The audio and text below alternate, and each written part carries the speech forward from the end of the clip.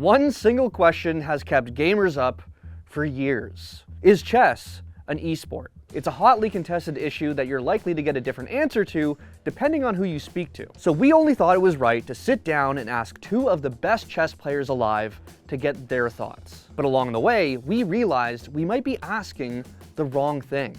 Maybe the real question is, are all esports just chess?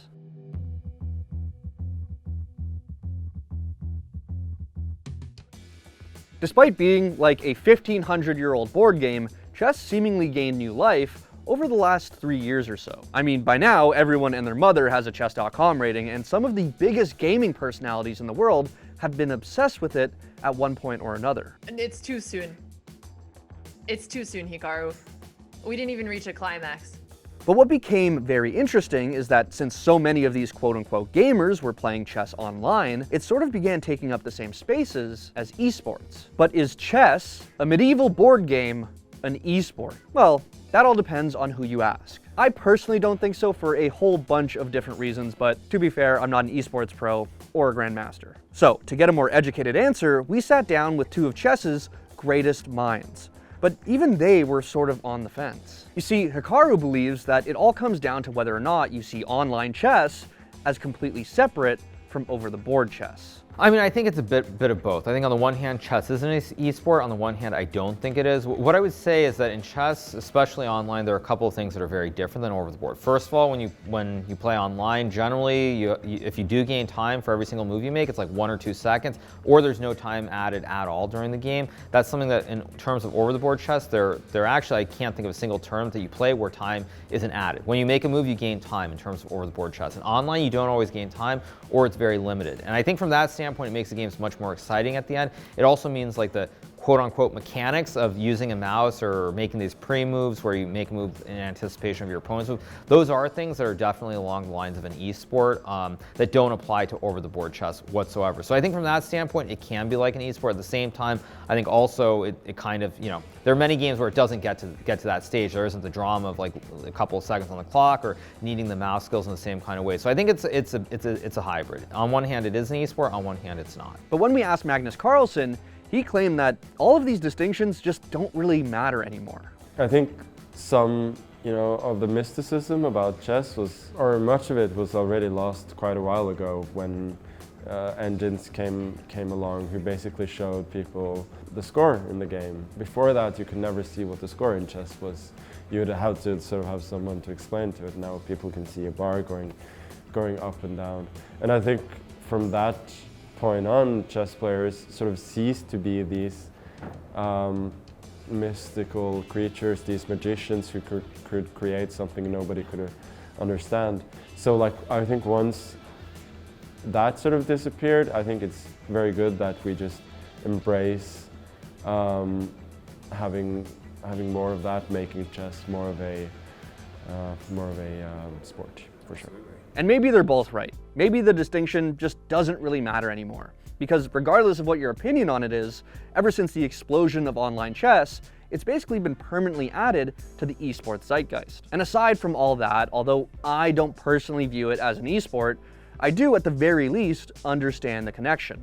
After all, chess is, in a way, the origin of all competitive gaming. In fact, it's sort of this old game dev theory that to make a good competitive experience, you start with chess, expanding, adding new rules and elements every step of the way. And the more you think about it, the more it starts to make sense, and it goes a lot deeper than just both games require strategy. Let's start by taking a look at CounterStrike as our first example, a game that, like chess, I consider to be almost science-like in its gameplay. As we all know, chess pieces have their own specific way of moving in a turn, with no exceptions or bending of the rules. CS, although much more dynamic, has a lot of those same trappings. Guns have a specific and absolute spray pattern, and if I throw a smoke in a certain lineup, it's going to land in the exact same place every single time I do it. Hey, listen, it's a bit of a stretch, but you can even make the argument that economy is like the management of your pieces on a chessboard. And don't get me started on map control. That's chess 101. And just like chess, you can play and grasp CounterStrike fairly quickly without having to read a book, watch videos, or really even practice.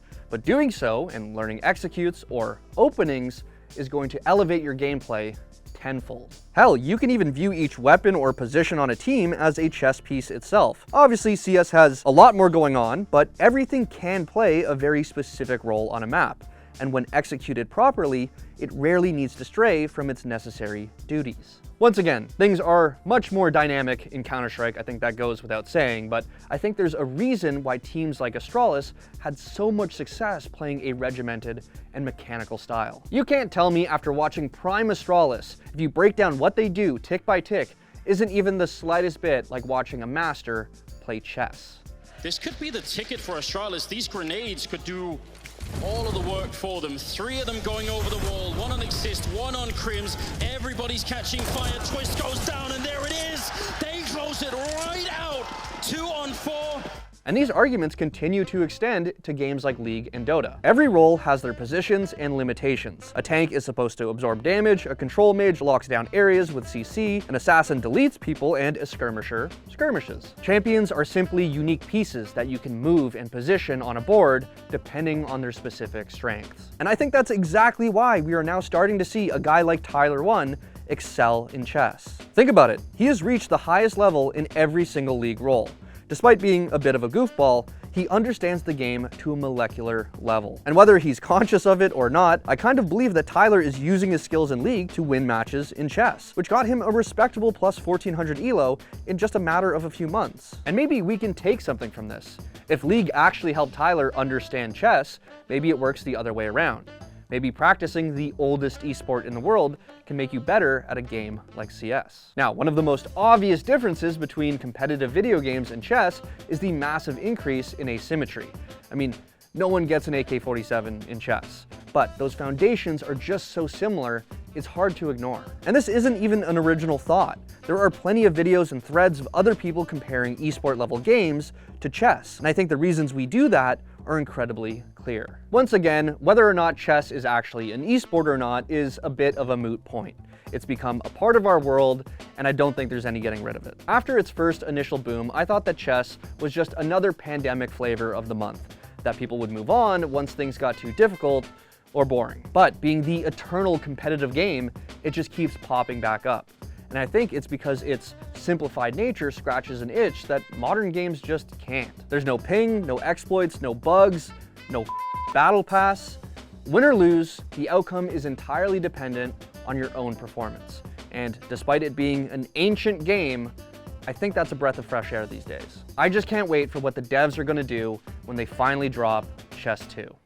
This is the only thing. The only time I will ever consider chess actually being a video game or an esport is if they make a GeoGuess, like a geoguessing game that's like IRL, like you get a picture and you have a thumbtack and then you have a giant globe that you have to spin and then you need to place it. That would be like over the board GeoGuessr, in my opinion.